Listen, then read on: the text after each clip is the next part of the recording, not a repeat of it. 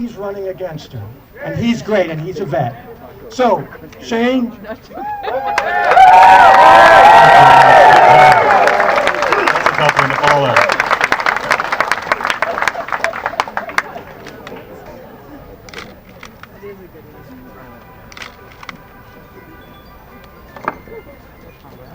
It's easy to feel alone. It's easy to feel like we're losing our grip on our country. It's easy to feel like there's nothing we can do.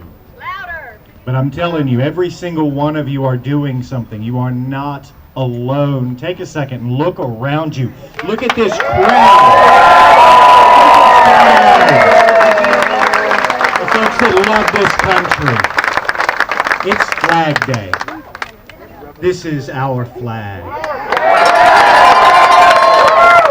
I enlisted after 9/11 and I took an oath to uphold and defend the Constitution of the United States of America against all enemies, foreign and domestic. Get it, Dad, get it. I didn't take an oath to a king. None of us did. We have an obligation to refuse to follow unlawful orders, and I remember being 19 years old and being told to go do things and wonder whether it was the right thing or not. I never got sent into an American city. Shame on them. How dare they? This is our country. This is our flag. I'm going to take a second. I'm going to tell you just a little bit about me and how I got here.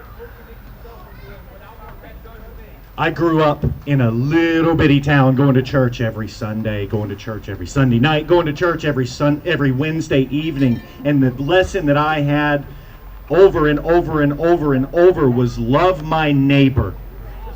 Love my neighbor, no matter who they were, no matter what they looked like, no matter what language they spoke, no matter how much they were worth. Yeah! No matter their value to the system. I was raised to love my neighbor, and I look around and I see a bunch of folks that love their neighbors, but when I look at the folks that are making decisions, when I see folks that are taking over our government based on lies, based on fear, based on anger, that's not love. Based on hate. Based on hate. And you know what? I don't even think that they hate the people they're trying to get their folks to hate.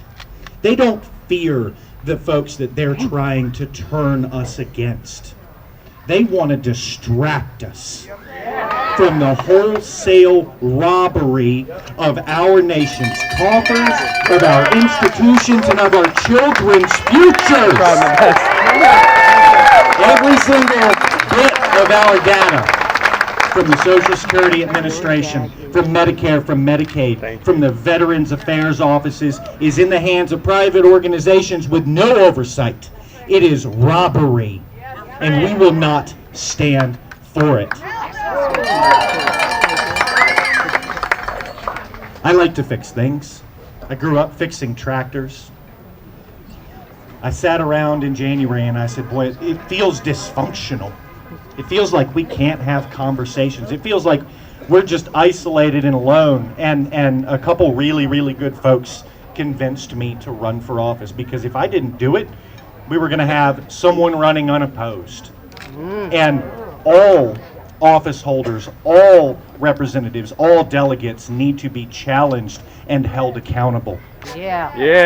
I think I'm up to 20 different town council meetings and county board meetings. I've been to 15 or 16 different school board meetings across 3 counties in the last 2 or 3 months. And I see folks that care. I see parents that care. I see seniors that care. I see young folks that care. But what I don't see is our elected representatives.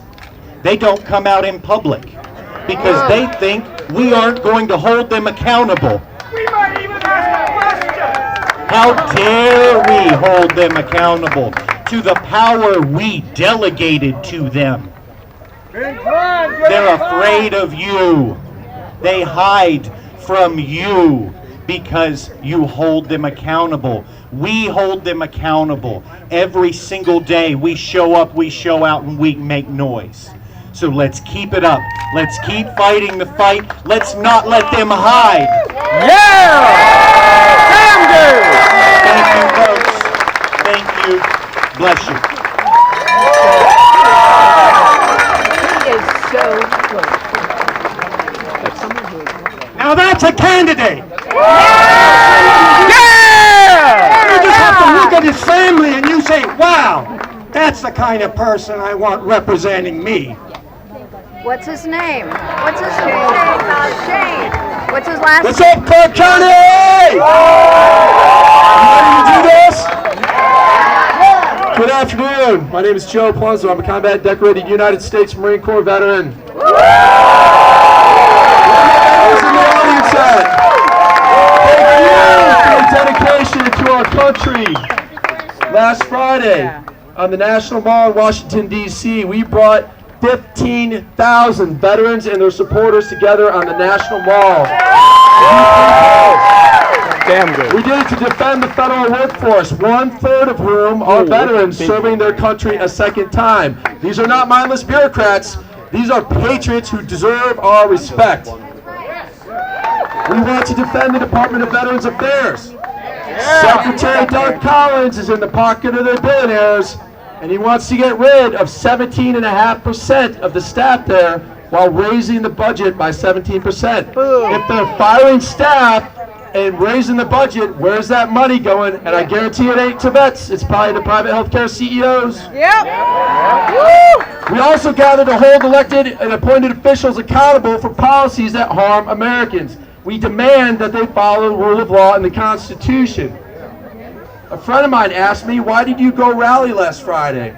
My answer was simple. I'll give you a lot of reasons. Because when America sends its sons and daughters off to war, we have a responsibility to take care of them when they come home. Because it's our responsibility, and that cannot be outsourced to some private HMO.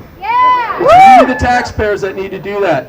Because our federal employees are patriots. Because our elected and appointed leaders must follow the Constitution. Because I don't want to live in a techno-fascist state dominated by billionaires who don't give a rat's ass about working people.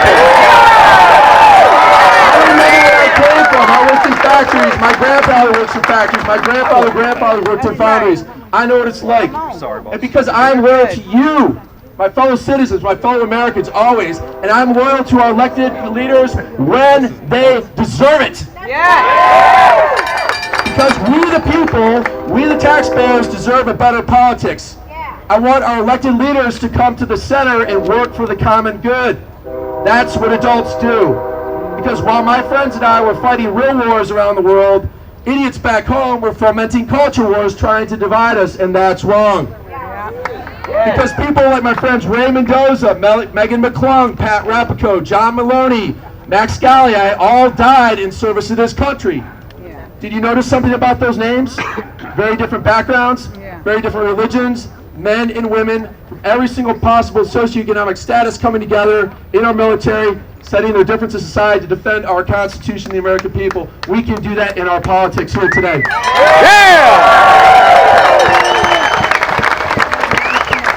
It's amazing what people do when they put their differences aside to do what's right for America. My friends died believing in a better America, and I'm here to honor their sacrifice by standing here today with you good people to demand that our elected leaders follow the Constitution. I also gathered because Secretary Pete Hegseth is trying to erase He's trying to erase women and minority veterans from the history books, and that is wrong. Because I'm sick of toxic partisanship. Because you and me, no matter our differences, have far more in common as Americans. Because my old battalion, my 1st Battalion, 2nd Battalion, 7th Marines is the one deployed on the streets of Los Angeles as we speak, and that is wrong. And the so-called leaders that sent them there are dead-ass wrong. And we are here today to send a loud message to Congress and a loud message to the White House. This is still America. In 1776, we fought a war to get rid of a king. We told King George III and his troops to take their happy asses back to London across the Atlantic. And we will be damned to bend the knee. We will not kiss the ring. We will not kiss the crown. We are here. We are angry. We are not going away. This is just the beginning. These people work for you. So what can you do? Get involved. If you are looking for a hero, look in the mirror because nobody is coming to save us. What does that mean? Fund candidates that support your values. Show up to the county meetings. Show up to the school board. Show up when your elected official comes to town, if they come to town. If they don't, wear their staffs out until they give you a town hall because it's their job not just to represent the people that voted for them. They represent all 750,000 people in that congressional district. Volunteer to work the polls in your county. Be a poll worker. Go in there and understand how good and how safe our elections are. Own that process. It's way more fun than jury duty, I promise you. And many precincts have potlucks, which I love. Beta chocolate food, you're going to catch me every time. Do everything you can to win elections, win elections, win elections. We will flip the House in 26. And we will put a decent human being, an American, in the White House in 2028. Mark my words. There is nobody coming to save us. Look in the mirror. It's all of you. I'm proud to be here with you. No kings! No!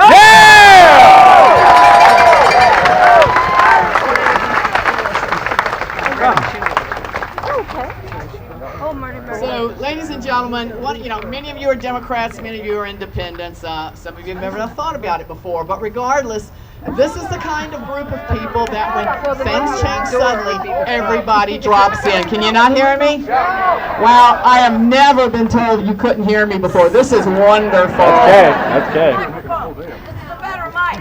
Like this? Okay. Behind you. But don't walk too far, it's kind of a short cable. Okay, how's this? I feel so great. Anyway, okay, so I want to make sure again that, folks, what I was trying to say, you may not have heard me, is that, some of us are Democrats, some of us are independents, whatever, but regardless, when there's a problem, you step in. And I had somebody step in beautifully today. The next speaker was actually in Loudon at another No Kings rally, and I called him and he said, I can't hear you, I'm at the rally, and I said, can you come up here now? And he did. And I really don't know him all that well, so this is wonderful, but I want to tell you about him first. He grew up in a small home in Southern California. When I say a small home, he had 4 brothers and 5 sisters. I don't care how big the house is, it's still a small home. He's a veteran of the United States Air Force. He has a bachelor's of economics and computer science from Portland State University. He's lived in Leesburg since 1993 with his wife and children. His entry into politics began by winning a seat in the Leesburg Town Council, and he was re-elected, I believe, for 4 additional 4-year terms. In 2019, he was elected as the vice mayor of the town of Leesburg. Sometime back, he was also in that same position. He now serves as the delegate representing Virginia's 29th House District. Now, I have not talked to him about this, but when I see somebody moving up about that, those types of positions, I have a feeling we're going to see more of him, and maybe over here in Clark County at some point. You just never know. But with that, I want to introduce him, Delegate Fernando Marty Martinez. Thank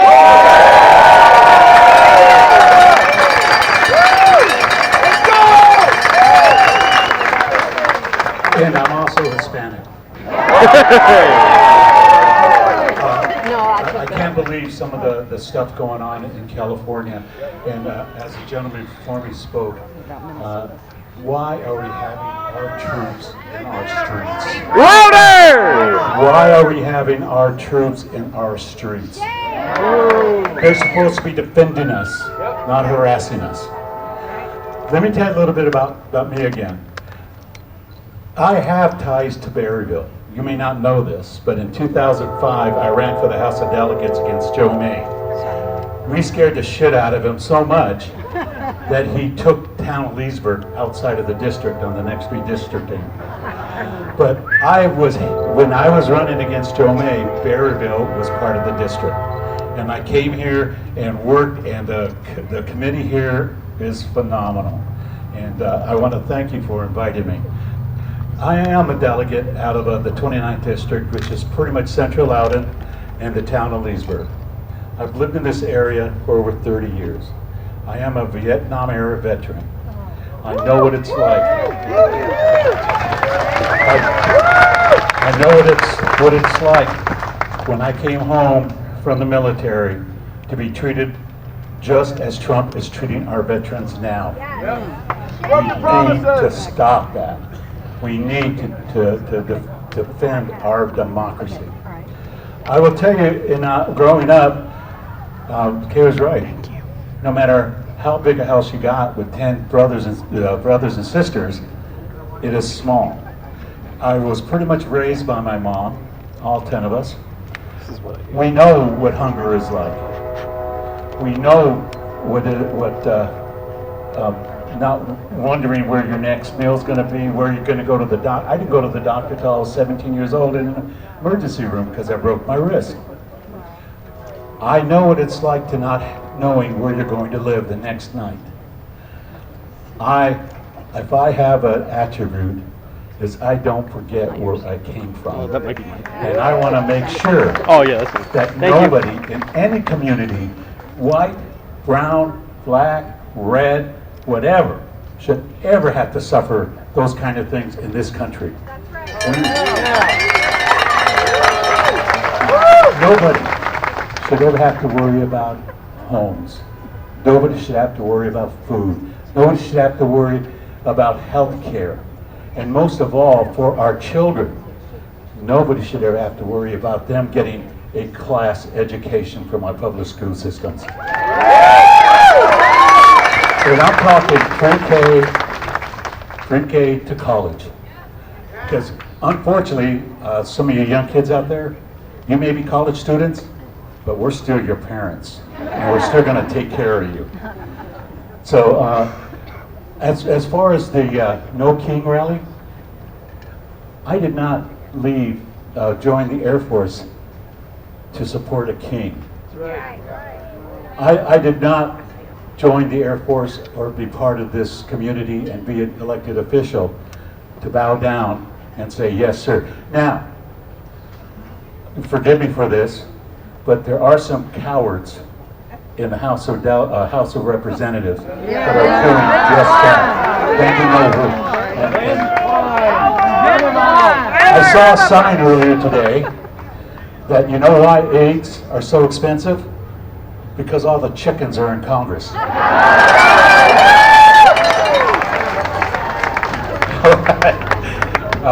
So I'm here, and one of the things I want to leave you all with is I'm here because I care, because I love being a Democrat. And if I got to spend an afternoon with somebody, I'd rather it be Democrats than anybody else. And I also believe that what was said earlier was that you have to make us accountable. Just because we're elected officials doesn't mean that we have a free pass for everything. My phone number, my cell phone number has not changed for over 30 years. And I still am getting people calling me on it. Always, if you ever need somebody to talk to, you can find my phone number and I will talk to you. I believe in the open door policy. I don't just talk the talk, I walk the walk. I am there for you and all the communities. And just because you're not in Loudoun County, I still love Clark County and I still love Berryville and I still love Democrats wherever you are. So, one of the things that was mentioned earlier, and I'll leave with this. I didn't get here because I'm good looking. I didn't get here because I have such a charming personality. I didn't get here because, you know, my wife made me. Sorry. I got here because of you all. Every one of you voted. You vote for Democrats. You support Democrats. You give money to Democrats. And you walk the walk when you canvass for Democrats. we may put ourselves out there,